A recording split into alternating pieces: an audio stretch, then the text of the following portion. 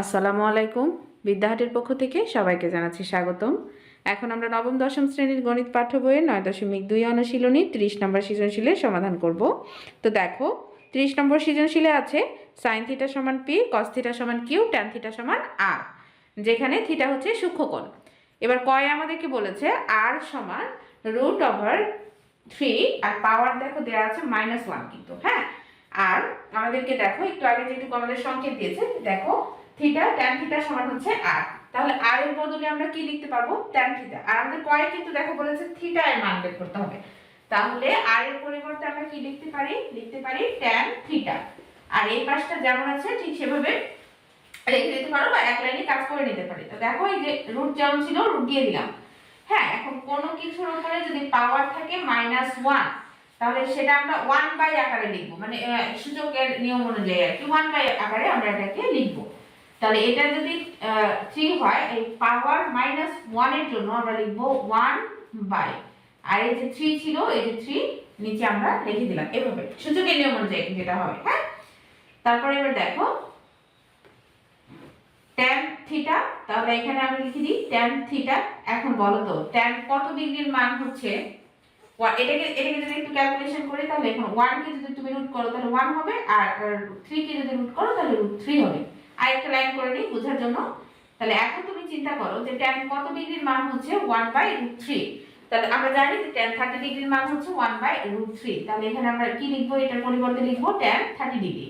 এখন দেখো দুই পাশ থেকে যদি আমি tan বাদ দিয়ে দিই তাহলে কি থাকবে থিটা। তাহলে থিটা সমান কত হলো 30 ডিগ্রি। আমাদের কিন্তু থিটার মানে নির্ণয় করতে বলেছিল। তাহলে দেখো ক নম্বরটার সমাধান কিন্তু খুব সহজেই হয়ে গেছে। চলো এখন খ নম্বরটা সমাধান করি। দেখো 30 এর ক্ষয় আমাদের বলেছে p + q সমান √2 হলে প্রমাণ করো যে θ সমান 45 ডিগ্রি। তাহলে দেখো আমাদের কিন্তু উদ্দীপকে বলা ছিল যে sin θ সমান হচ্ছে p আর cos θ সমান q। তো আমরা এই অংশটা নিয়ে কাজ করব, যেটুকু আমাদের দিয়েছে যে p + q সমান হচ্ছে √2। তাহলে p মানে আমরা অবভিয়াসলি লিখতে পারবো তাহলে sin θ, কারণ p সমান sin θ দিয়েছিল। আর q সমান তাহলে কি লিখতে পারবো cos θ সমান কি √2। এখন দেখো এই sin θ আমি জাস্ট এই পাশে রেখে দিলাম, আর এই cos θ টা এই পাশে প্লাস ছিল, তাহলে সমানের ওই পাশে যে অবশ্যই এটা -cos θ হয়ে যাবে। এখন যদি আমি দুই পাশকে বর্গ করে দিই, হ্যাঁ দুই পাশে বর্গ করে দিই, এই লাইনে করে দিই, উভয় পাশে বর্গ করে পাই, এখানে বর্গ করে দিই, বর্গ করে তোমরা চাইলে আরেকটা লাইন করতে পারো তারপর বর্গ করবে।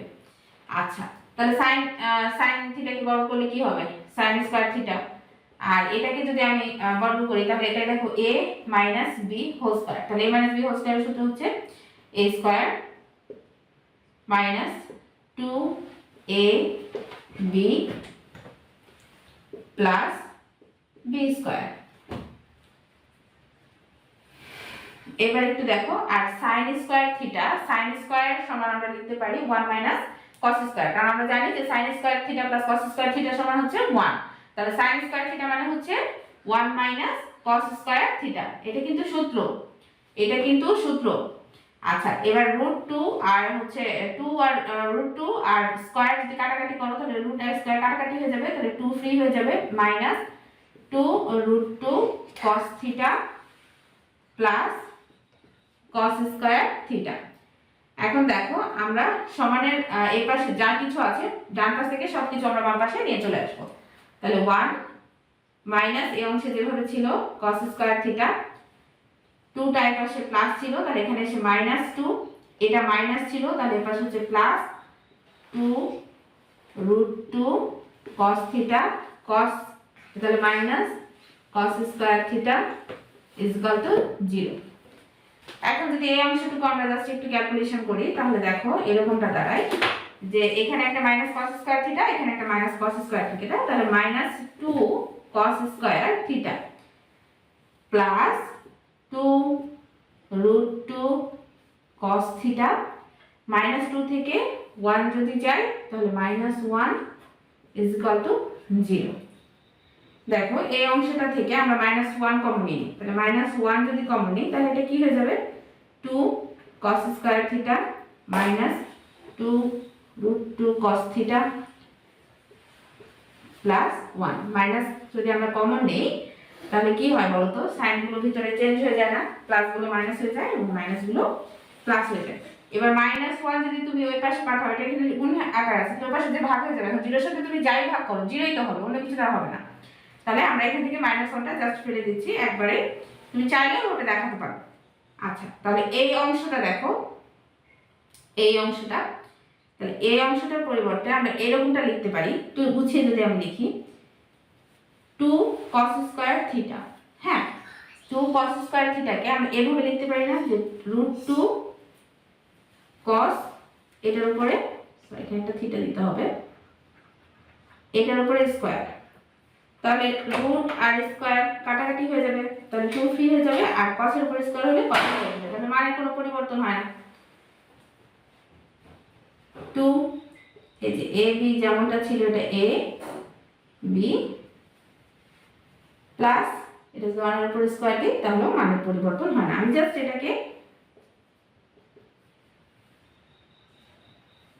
বর্গের সূত্রে ফেলার চেষ্টা করছি। তাহলে দেখো a square - 2ab + b square মানে a - b হোল স্কয়ার।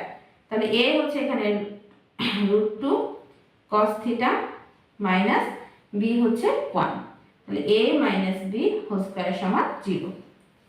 আচ্ছা, এখন দেখো এই স্কয়ারকে যদি আমি ওইদিকে পাঠাই তাহলে রুট হয়ে যায়, এখন 0 কে যদি রুট করো তাহলে তো 0ই হবে।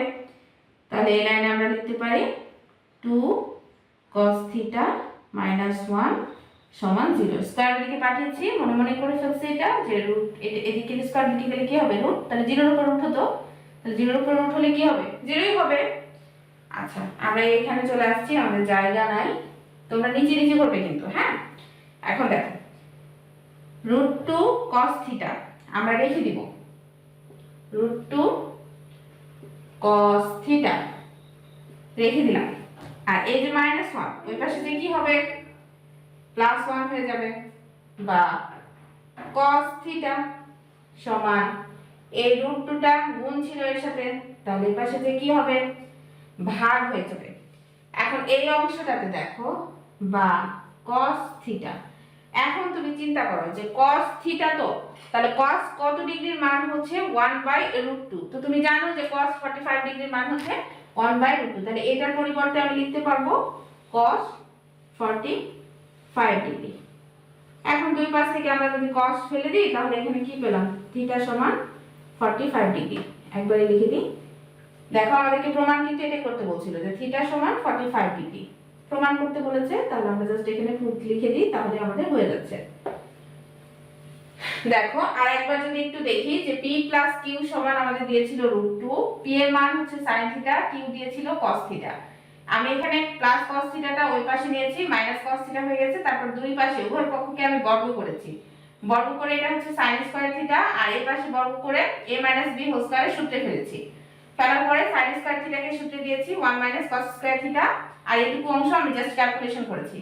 এবার সমানের ওই পাশে ডান পাশে যা ছিল সবকিছু আমি বাম পাশে নিয়ে আসছি, সাইন গুলো চেঞ্জ হয়েছে, চেঞ্জ করার পর এখান থেকে আমি -1 কমন নিয়েছি, তারপরে দেখো এই অংশটুকুকে আমি a - b হোল স্কয়ারের সূত্রে ফেলার চেষ্টা করেছি এবং এটা ফেলেছি, তারপরে এটা a - b সূত্রে পড়েছে, a স্কয়ারটা আমি ওই পাশে পাঠিয়ে দিয়েছি, তারপরে দেখো ক্রমান্বয়ে আমি সমানের বাম পাশে যা কিছু ছিল আস্তে আস্তে ডান পাশে নিয়েছি এবং cos থিটা সমান এটা বের করেছি 1/√2। তারপর আমি চিন্তা করেছি যে cos কত ডিগ্রির মান হচ্ছে 1/√2, তো এটা 45 ডিগ্রির মান, দেখো তারপরে দুই পাশ থেকে cos ফেলে দিয়ে থিটা সমান 45 ডিগ্রি হয়ে গেছে। তো দেখো আমাদের খ নম্বরটা কিন্তু সমাধান হয়ে গেছে। চলো এখন আমরা গ নম্বর অঙ্কের সমাধান। গ নম্বর দেখো বলছে 7p² + 3q² = 4 হলে দেখাও যে tan থিটা সমান হচ্ছে 1/√3। তো আমাদের উদ্দীপকে জাস্ট বলে দিয়েছে যে থিটা সমান হচ্ছে সূক্ষ্মকোণ, কিন্তু থিটার কিন্তু কোনো মান নাই। তো আমরা যদি এই অংশ থেকে থিটার মানটা বের করি তাহলে এখানে আমাদের প্রমাণ করতে খুব সহজ হবে। তাহলে এই অংশ থেকে আমরা চলো থিটার মানটা বের করার চেষ্টা করি। তাহলে এখানে কি লিখেছে 7p² + 3q² সমান হচ্ছে 4। তাহলে এখন দেখো 7 লিখে দিলাম, p মানে কি বলতো, p মানে হচ্ছে sin, তাহলে sin লিখবো, p এর উপরে স্কয়ার আছে তাহলে sin স্কয়ার, q 3 লিখবো, q হচ্ছে cos, তাহলে cos স্কয়ার থিটা সমান হচ্ছে 4।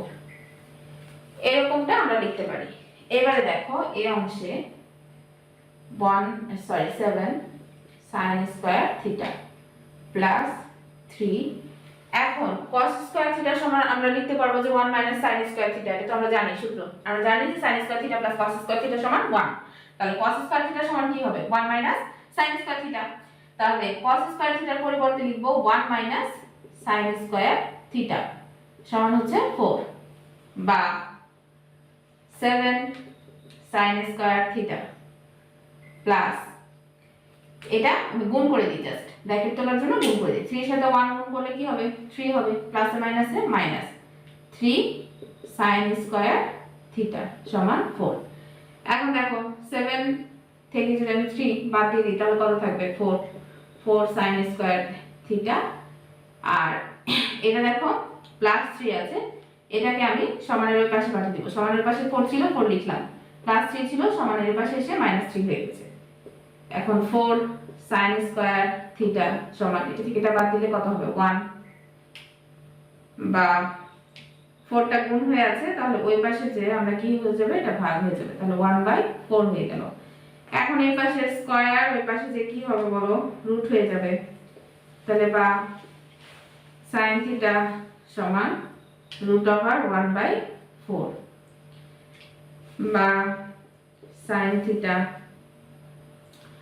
1 কে রুট করলে 1 আর 4 কে রুট করলে কত হবে বলো তো? 4 কে রুট করলে হবে 2।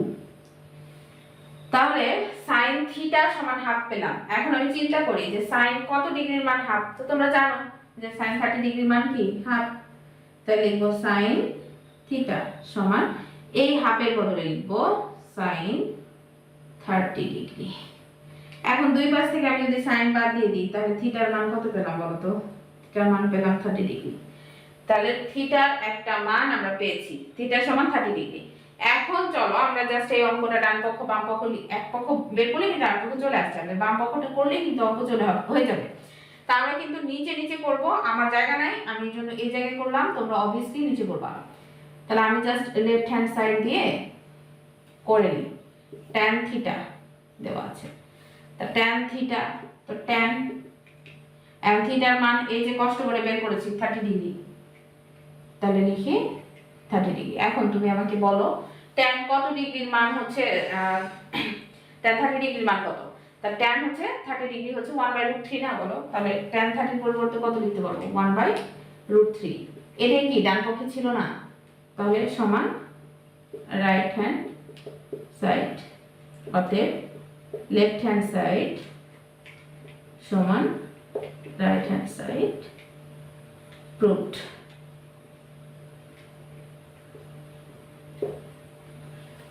আচ্ছা, অঙ্কটা একবার আমরা দেখি। এটা কিন্তু আমার মেইন অঙ্কটা। হ্যাঁ, আমরা কিন্তু জাস্ট থিটার মানটা বের করার জন্য এই অংশটুকু করেছি এবং থিটার মানটা বের করে নিয়েছি। তোমরা নিচে কিন্তু খুব সুন্দর করে এই অংশটা করবে, অবভিয়াসলি নিচে নিচে করবে। আমি জাস্ট বাম পক্ষটা লিখে নিয়েছি। বাম পক্ষ tan থিটা ছিল, থিটার মানটা বসিয়েছি, থিটার মান 30 ডিগ্রি। এখন tan 30 ডিগ্রির মান কত? 1/3, যেটা আমাদের ডান পক্ষে ছিল। এবং অঙ্কটা খুব সহজেই দেখো সমাধান হয়ে গেছে। তাহলে দেখো 30 নম্বর অঙ্কেরও আমাদের সমাধান হয়ে গেছে। তো আজকের মতো এই পর্যন্তই, দেখা হবে পরবর্তী পর্বে।